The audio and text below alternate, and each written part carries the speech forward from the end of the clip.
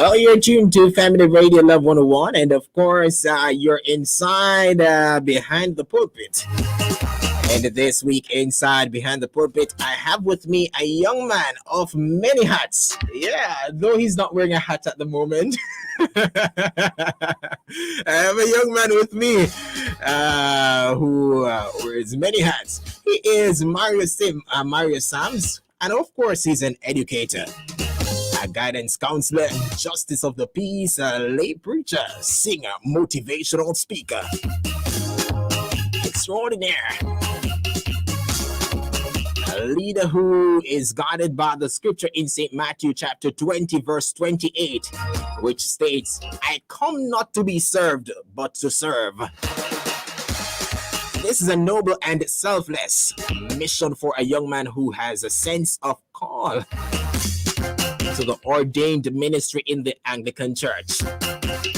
Sams has been a guidance counselor since 2013 and a justice of the peace since October 2016, being the youngest to serve the parish of St. Andrew. Answering the call to ordained ministry has never been easy. Mario has been prayerful about his sense of call to ministry and what the Lord has in store for him. Sams has been involved in the life of the church all his life. Currently, Sams is a part of the supplementary ministry program, training in preparation to be ordained in the Anglican Church. Wow! Sams believes that because of his sense of call to serve others as Christ served his church, God has empowered him in like manner to minister to the lives of people, especially young people, and will go the extra mile. Minister Sams, a very pleasant afternoon to you, sir, and welcome. A pleasant afternoon to you too, sir. Amazing. So happy to have you here this afternoon. And of course, you're a Jamaica man. Welcome, man. It's so good to be interviewing a Jamaica man. Indeed. Amazing. So happy to hear. So how are you doing? Well, I am not doing too badly. I am, just finish up my day's work with the Ministry of Education because, as you know, we have to be working remotely. Yeah, working, and it has been a very challenging one. Yes. And to ensure that all the teachers and students are connected on a daily basis. Indeed. So happy to hear. So I'm seeing, of course, where you pointed out in your bio that your grandmother left an indelible mark in your life. And I want you to share with us a little about your earlier years and, of course, the role that your grandmother played. Oh, yes. My late grandmother, Lucille Kildare, may God bless her soul. I grew up with my grandmother for the first 9 years of my life in the community of License, St. Thomas. And growing up, I was a part of a culture where my grandmother was the mother to the community. A culture where everybody comes to my grandmother's house and nobody would leave the house without something in their hand. Even if they take something for my grandmother, yes, they will always leave with something in their hand. Awesome. When they come home, they will get a nice meal. And so I grew up under the culture to give and to serve the community. My grandmother was also active in our church, in the Anglican Church. Active in the sense that she was a part of the Mothers Union. She was a part of the Bible study and the prayer group and so on. And everywhere my grandmother would go, I am there because, it was just myself and my grandmother. My brother would have been at university at the time and so, but it was mostly my grandmother and myself who would live together. And so everywhere she goes, it's just myself and her. If she's going to the choir practice, I am there.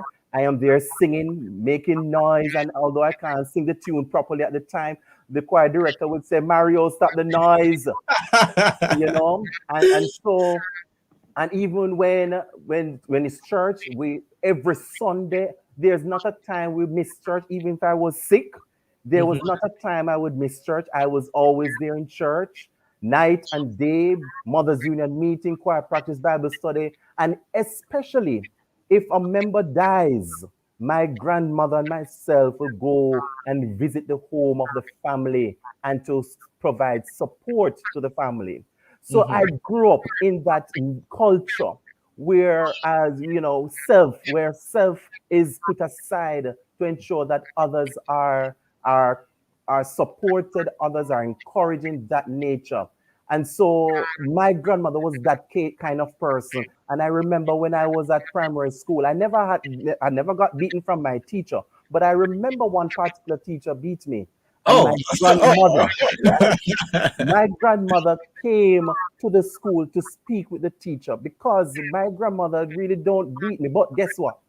They say the looks and the gestures, mhm. that alone will help me to really, to be disciplined. And I was not one of those children who just go around to neighbor's house all the time. And if I even sneak out a neighbor's house, if I'm missing for too long, my grandmother will call out my name and the entire community of license will hear. And so I never had that chance to really be in discipline, so to speak. And so my grandmother, I would consider her a disciplinarian, someone who was well spoken. And because of that, I took those attributes from her: well spoken, very mannered, well mannered, and with that instill that kind of discipline and so on. And when it comes on to God and to be God fearing, that was my grandmother. And so I grew up with that kind of culture. And so that my grandmother really and truly is who I am because of how the way she molded me and taught me the values and attitudes and so on. And also when people come, is mostly adults who come to the house. So Yeah. when adults are around, I am not participating in conversation, but I am there listening on and hearing and knowing what is going on. And I must say, another thing about me, that I never started to talk until I was 5 plus 6 years old, you know, and that was something significant about me. I was, and my mother thought that I was deaf. People thought that I was deaf or dumb. I could not speak, and this is what I was told by my church family, when I was much younger. My mother and grandmother would go to various specialists to find out what is happening. And they were wondering if I'm going to be able to talk. But I remember a church sister of mine, of blessed memory, prayed for me. And I was told about this story, prayed for me. And suddenly I was able to talk.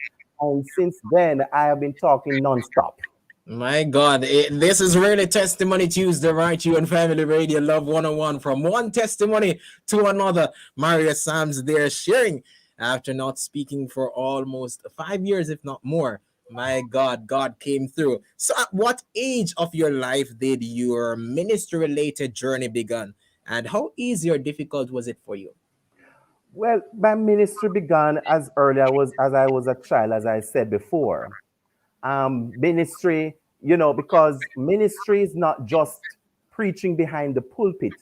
Right. Ministry is everything that you do, whether Mm-hmm. you're ministering to the sick, whether whatever job that you're doing, it's a form of ministry. So whenever community that you're in or profession that you're in, although I'm a trained guidance counselor, but I'm the minister who minister to students in that particular way. You understand me? And even if I'm going to be called upon to sing, I Mm-hmm. am not just a singer, but I am a minister who is singing to persons, to minister to persons through singing.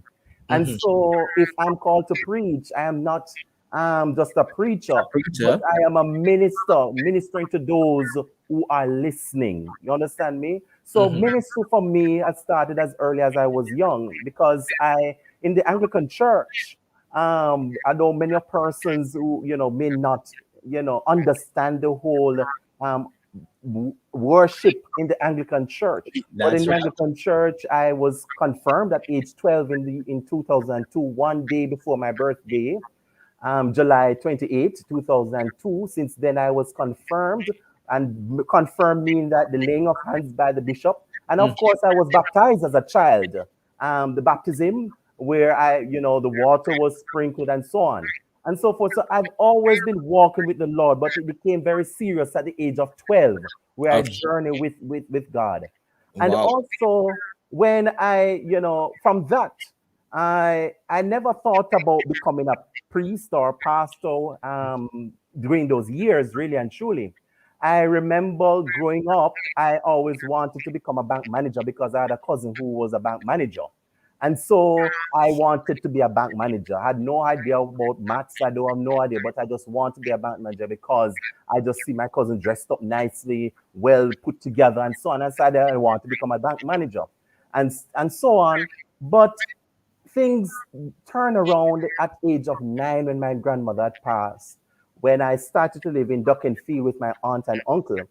And so my aunt is a staunch Baptist person, an organist, a church secretary, and so on. And so I was still a part of the church, being involved in the church in such a way, because even when I was at the Baptist church, although I was not a member, but I was also an acting president of the youth fellowship there. And I want to be particular, if I may, at the Stokes in the Moses Baker Baptist Church in St. Thomas. And so I was acting president. So I was always involved in the life of the church. And so when my grandmother died, I was now going to two churches, the Baptist and the Anglican. And so I got the name Anglo Baptist because Yes. of going to both churches. And so participated in the Anglican church, participated in the Baptist church. And so at the age of 16 years old, I remember one particular Sunday morning at the Baptist church. The then Reverend David Thomas, when he was pastor there in the Stokes Circuit, he preached a very stirring sermon, and I believe it was, being called to serve. And then I felt the calling of God. And then he extended the invitation for those persons who would love to preach, to be a part of the preacher's class. I started Wow. to attend the preacher's classes there and to see where it goes. And then my first sermon was preached in my home church, in the Anglican church, at age 16 at a youth Sunday service. And that text Mm. was, "For God so loved the world." I remember my brother who had shared his testimony quoted that text, John 3:16. And that was the text I preached on, "For God so loved the world." And that was my first time preaching. And since then, I started to preach. I have been preaching on until now. Oh my God, to God be the glory. So, what is your greatest motivation in ministry? Because I know ministry is not an easy role or an easy task. What is your greatest motivation or motivator? Likewise, and what is your greatest achievement since you've started ministry? Very good question, my brother. I'm gonna start off motivator. There are a few motivators that are always in my life, and as you're journeying through life, everyone is on a personal journey, Mm-hmm. and on that journey, you will meet upon various persons in your life, and of course, you're going to be meeting upon the difference and the indifference and so on. And I have learned through my experience in life that there are genuine persons and there are disingenuous persons, And sometimes through those bad experiences, I would say there is always good. And so I would meet upon various persons who have impacted my life and who have been encouraging me throughout my journey. And I may get myself into trouble, but there are some persons I must acknowledge publicly who has been a part of my journey, who has been forming my spiritual life and so on.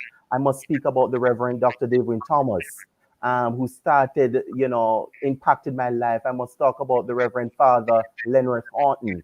He Mm-hmm. was my pastor since my priest since I was a child. I must speak highly of Deaconess Dr. Elaine Cunningham, a retired principal at St. Hugh's High School. I must speak about Mrs. Joan Davis Williams, my lecturer at the Michael University College, and my aunt, and who grew me. Must speak about Mrs. Levy, Laura Levy, a deacon in the church, and there are a host of persons. Right. But the list is so long I'm that telling there you. are persons who have helped to shape my upbringing and my spiritual life and to help That's me to right. be the person I am. I must quote from Mrs. Joan Davis Williams that in life, you need to understand to separate yourself from the drowned crows and Oh my God. soaring the eagles. Yes, and Yes. I've always will take that from her to Yes. always associate yourself with persons who are eagles, who will look out for you, who will not be, talk behind your back and then, they smile before you, but persons who actually, even when I am wrong, they are the ones who come to me and say, Mario, this is not the way it should go, or Mario, it could be done this way. And I must speak of persons like Mrs. Ina Barkley and those persons who really, and a few of my church family, they are my bedrock. And a few of my family members, they have been my bedrock in my spiritual life. And I must appreciate them. Now, what motivates me to continue is through the experience I've had with my grandmother and the way she helps people. Yes. I, in turn, have motivated to help others because I've seen the benefit of those persons, who have been through my grandmother's hand and they have been better persons in their life. And so I always say that I want to be this kind of person. And so I am that kind of person. I'm always looking out for people. And, I look out for people that, I put myself aside. And a lot of times my business is being spoiled because of serving others. You My understand? God. If you know Yeah. me personally, if I have something to do and you ask me to do it, We're going to do I am it. going to put away my business and to do yours. Because service beyond self is what drives me to be the person I am. Alrighty. Awesome. So, do you regret any moves that you've made in ministry? Regret any moves that I've made. As I said, everyone is on a journey. There are some moments I would have made some mistakes in my life. And of course, we are all human beings. And so, with those moments in my life, the mistakes that I have made, and thank God for the persons in my life that I can share some of these moments with. When I go into that space where I feel so relaxed and comfortable, I'm able to reflect because Chris, being a Christian is not an easy journey. It is never an easy journey. And many persons may look at me and believe all is well with me because of how may I put myself together, how I maybe I speak the job that I have. But it is not. It is not it as how it looks or you perceive it as. You are seeing a broken person. You My are God. listening to a broken person. You are listening to someone who has made many mistakes. But the important thing is what do you learn from the mistake? The matter when you discern, and it's Mhm. always important to discern. Whereas where you can reflect even this pandemic has really caused me to really to do a lot of self introspection where I am with God My and God. where I commune with God. And sometimes it becomes very uncomfortable because when you are locked in a space where you are open and you're seeing the things that you then realize was happening, it sometimes can get scary. But to God be the glory that you have persons who have been praying for me, and I have have God by my side to really help to by His grace to help to strengthen me at times, and through my experience, I'm able to share with others and to bring and to help others to be empowered as well through the Holy Spirit. Amazing. And speaking of empowerment, knowing what you know now, what would you say to yourself when you just started ministry? You know, um, it's very that's a very tricky one. You know, what would I say to myself? But I must say that I have come a long way. Mm-hmm. And if you know me probably 10 years ago, you would say that Mr. Sams is a different person than who he was 10 years ago. And that's because of growth. Growth. Because, as I said, there are persons, when you meet upon persons in your life, the eagles, they help you to grow. That's right. And that is why going to church is always important. And I always, every opportunity when I go to funeral service, especially, I've always seized the opportunity to minister to persons at funerals, when I, especially at the graveside, that especially to young persons, that you may think that you are young and you have a lot ahead of you. Oh, I'm a young man, make me have nothing, a life ahead, and so on. And you can do as you like. But in Ecclesiastes, it reminds us that everything under the sun, there is a time. And so it's important what you do with your time. And time is so important that whatever you do, you have to be, whatever, how you live your life, it must be meaningful. It Mm-hmm. must be the fact that, there's a saying that say, if I could help somebody, As I pass. then as I pass away, then my living would not be in vain. And so I use the opportunity. What I tell myself, every opportunity I get to help others, I am going to help. And right because of that, I serve as the president of the Lions Club of St. Thomas, Mm-hmm. where and that is an engine where I get the opportunity to serve. I'm also a justice of the peace. It's why I tell you, when you talk about helping people, Right.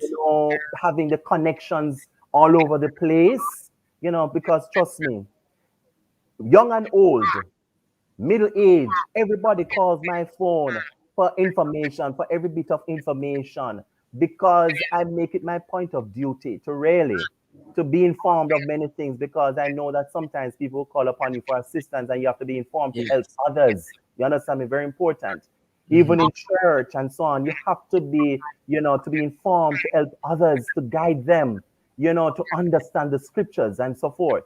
And another time, young people may, when a sermon is being preached in church, not all the time pastors and ministers will preach and young people understand. But Mm-hmm. finding the time to break it down in simple terms, in simple language, where they can understand. And if you want to consider, that's that kind of person I am. To break it down in simple language, the experience that young people will face, to really to really get a grasp of understanding of what life is all about. Awesome. So you made mention a couple seconds ago of you being a justice of the peace. And of course, you were the youngest that was commissioned for the parish of St. Andrew. Walk me through the experience as a justice of the peace. Repeat that. What it was? Walk me through the experience, your journey as a justice of the peace. Okay. First of all, how I became a justice of the peace. It's something that I didn't know that, it just, that one was just a, given, send, I was like, somebody came to me and asked if I would serve as a justice of the peace. And I was like, yeah, because being a justice of the peace, I have relatives who are justice of the peace, so why not? And so this came about when I was serving on a particular board in Mm, St. Andrew. A lady came to approach me and said, Mr. Sand, you're a guidance counselor and you have been so helpful, and so forth. I'm going to ask if you would want to, to become a justice of the peace and so on. And I said, okay, sure. And trust me, when I signed up that document, I totally forgot about it because I didn't realize. But then it came upon when I became a guidance counselor, when I was employed at Licensed Primary School as a guidance counselor back in 2015. I got the call in October, sometime in September, sorry, for the training. And so I got the training, and I went among in the group in that batch of young justices of, well, the justice of the peace. I was the youngest in that batch, and if I may permit you to call names, I was in the batch with Carla Dunbar. We commissioned together in that said year, and so I was the youngest amongst that batch, our cohort of just JPs in St. Andrew. And so since then, that journey has been very fulfilling, because here, was an opportunity to further help others, to minister to people, help them. Whereas, persons wanting a home, I'm able to connect with the food for the poor. Persons want will to be signed, even going to the banks, assisting the banks and other institutions and so on. Persons wanting just a mere assistance at the national insurance scheme. And as a guidance counselor, it complements me being a justice of the peace, because as guidance counselor, having to deal with parents and students, having this opportunity to help persons that in first. And guess what? It is so fulfilling. I don't know about anybody, being frustrated and tired, and this is what drives me. And Right. everybody would say, Mario, I've never seen you sad, or you're always happy and so. Because guess what? Once I get the opportunity to minister and to help somebody, I For sure. feel so fulfilled and so empowered to Yeah. continue to move forward in helping others. And that has been my drive. And why? Because of my late grandmother. I have Wow. seen her. Persons leave from their yard. I'm speaking in Jamaican term now. People leave from them yard. And grandma, I don't know, sometimes we don't even have food to go back to eat. But my grandmother find food. I don't know how it happened, but my grandmother find food and bless those people with food. And if they come and they come empty and they are leaving with something, my grandmother is always finding something to give to that person. And so it has been innate in me to do the same. Because I know that my grandmother was a very devoted Christian. And I know that she did it with God, because I could not go to bed without saying my prayers, gentle Jesus, meek and mild. It has been my prayer, and I can't go to my bed without praying, because I feel as Yeah. if my grandma will pinch me and say, Mario, go make sure you say your prayers. And so it has always been that with me, serving others as though Christ would serve his church. Awesome sauce. All right. So not only are you a guidance counselor or justice of the peace, but I believe there was a transition at some point in your life where you were the principal of an institution. Walk me through that. And as I said, the journey continues. Uh, as being a principal at an institution, I never thought that I would have been a principal anytime soon. But I believe all my journey, God has been um, placing his hands upon me. And before that, I want to put a plug here. I will answer that question. I have been through a lot. I remember when I was a child, I know that God really calls me and really has a purpose in my life, as though he has purpose in everybody's life. But I remember as a child riding on the main street. Many persons did not know this, but I remember riding on the license corridor, and I wanted to turn back onto the parochial road. I was on the left hand side of the road heading towards retreat side, and I was turning on the right. I look ahead, there was no vehicle coming. I look behind me, I know that there was no vehicle coming. And as I was about to make that right turn up onto the parochial road to go back home, I only heard a screech of the sound of the tires on a motor vehicle. That car almost hit me down.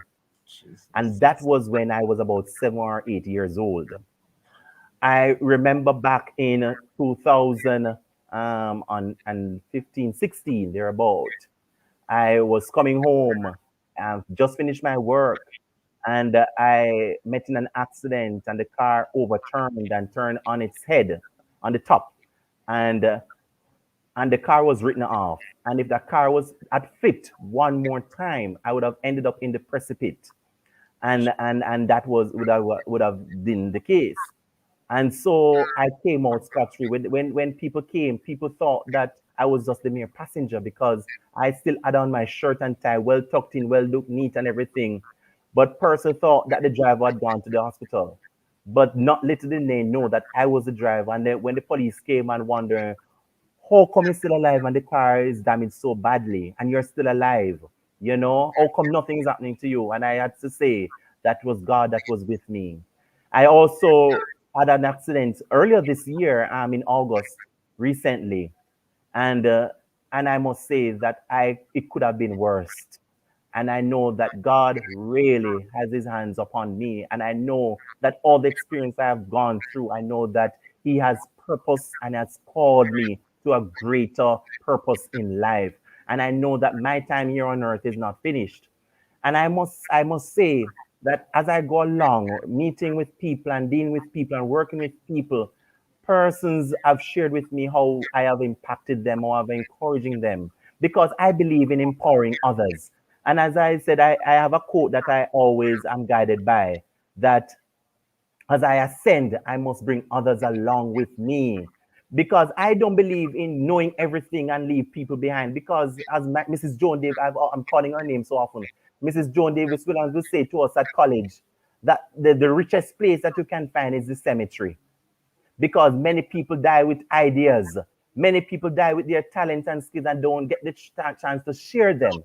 And I am not one of those persons. I'm going to have my ideas, my talents and skills and ideas and don't want to share. I'm always wanting to share ideas. I'm always wanting to adopt best practices.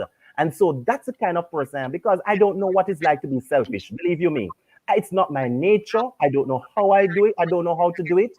But it's never my intention or my nature to be selfish.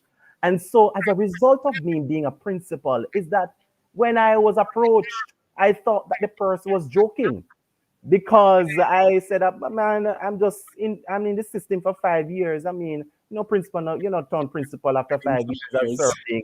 And so, and how can I be a principal? No, sir, that's not me. But I suppose that this person, others who were observing me for a long time, recognized that potential that I had, that leadership qualities, because I'm always a person who is just serving, doing anything I'm doing, I'm going to do it to the best of my ability. And so that's the kind of personality. It could be the simplest of things. I'm going to do it to the best of my ability. And so when I was approached to be the principal, it was such a total surprise for me. And I said, let me think about it.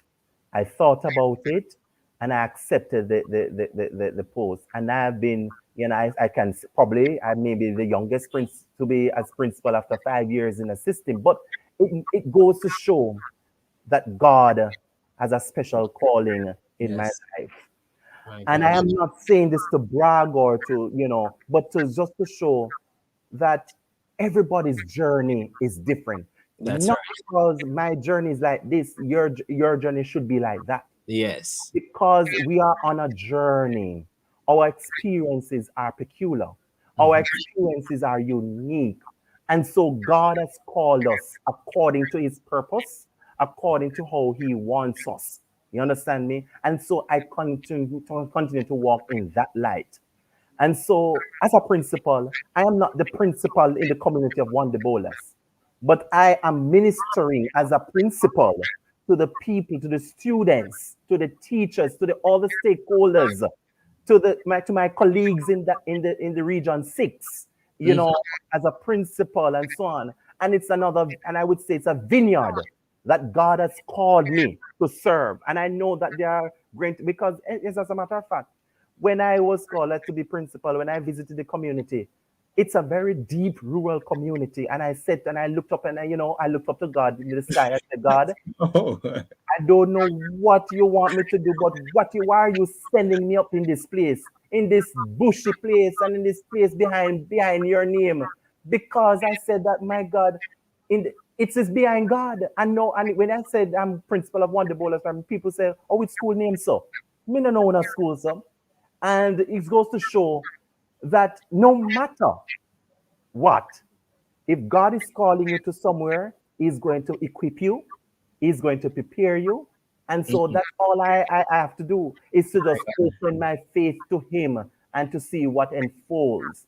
And so far, I have been enjoying the journey, although it is challenging, Mhm. but it's another opportunity where I'm able to minister to And people.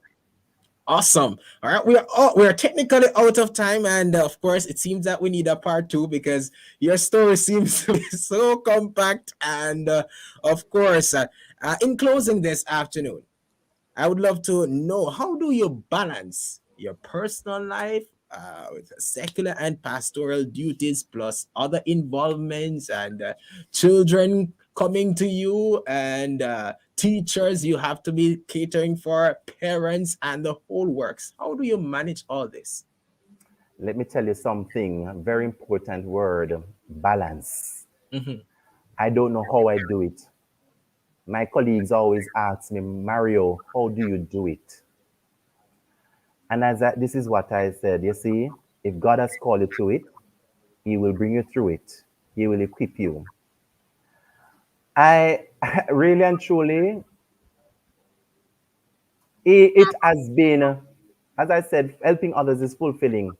But I have friends and I have church family, and Yes. because of the fact that I am able to multitask, I don't know if it's a gift that I have, but Whoa. for me, sitting down it, at home and not doing anything is not It's just not you. therapeutic for me. Mhm. It is not therapeutic for me. And so I know black persons who said, Mario, you need to slow down. You need to take a time. And so you have been working hard. But the truth be told is this: working hard is therapy for me. Working hard is therapy for me. And that is why I love the late Margaret Thatcher, who was the British first female prime minister. And there are documentaries and her philosophies is that she was a worker, and she I see some attributes that she have that I can relate to, because I don't believe in just sitting down and not doing anything, although sometimes it's important to Yes, relax because there's time for that. But when you do too much of that, you can lead yourself into deep waters, into trouble. that's You right. understand me? But I believe in working hard to achieve what your goal and to achieve your goals, and to just to ensure that you are able to fulfill your desire. And to how I balance that is that I set myself when it's time to for play. I set myself when it's time to listen. And guess what? What I do in my spare time, I enjoy watching Netflix. Thank God for COVID, because Yes. I never used to watch Netflix so often. But I'm able to watch various movies on Netflix. It's so therapeutic. I'm Also, watching so many movies on Netflix, and so I've been spending so much time with myself and so on, and it's good. And now I'm realizing that the joy of going to the beach is also therapeutic, because whenever time the prime minister is ready to open the beach again, I sure be spending time at the beach, all right. because the water. And as a matter of fact, where my home is, I can Yeah. look across onto the balcony and look to Mhm. the Caribbean Sea. And that is also therapeutic for me, to see the beauty of God. And when I drive up to the hills of Juan Bolas to work, it's such a majestic view to look at the mountains, especially when you're driving those hills in the Mhm. mornings, to see the beauty of God, the sunshine. And I say that God is awesome. That is my spare time in which I All balance right. myself. All right, thank you so very much, Mr. Mario Sims, for sharing with Sam, us this Sam's rather for sharing with us this afternoon inside behind the pulpit right here on Family Radio Love 101. It was indeed my pleasure sharing with you. We are certainly out of time, and of course, I know you have a lot more to say, but of oh course, yes. we'll certainly connect with you once we're right here on Family Radio Love 101. So God bless you, God keep you, and of course, it was really a pleasure of mine sharing with another Michael man. Thank you, my fellow Myconian. All right, bless you, sir.